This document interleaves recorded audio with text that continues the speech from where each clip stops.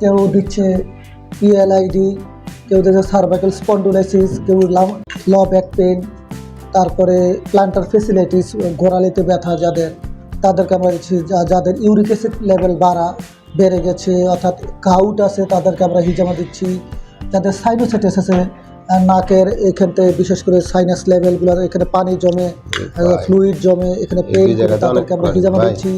যাদের মাথার এক পাশ ব্যথা করে অর্থাৎ যাদের মাইগ্রেন, তাদেরকে অর্থাৎ অল টাইপ পেইন, আলহামদুলিল্লাহ আমরা যাদেরই দিয়েছি সবারই রেজাল্ট ভালো। ডিমেনশিয়াতে বা আলজিমার বয়স হইলে যারা স্মৃতিশক্তি হারিয়ে ফেলেন, তাদেরকে আমরা হিজামা দিই এবং খুব রেজাল্ট ভালো। যাদের অনেকে আমরা হয়তো বা জানি না যে হিজামা কিন্তু আপনার যাদেরকে ব্ল্যাক মিউজিক করে, স্যার যেটাকে বলে আরবিতে, ব্ল্যাক মিউজিকে কিন্তু হিজামা খুব ভালো উপকার করে। এই জন্য হিজামা একটা ডিভাইন ট্রিটমেন্ট, ওয়ার্ল্ড ওয়াইড স্বীকৃত এবং WHO দ্বারা স্বীকৃত। ল্যান্সেট, পাবমেড জার্নালেও এটা নিয়ে অনেক প্রকাশনা রয়েছে।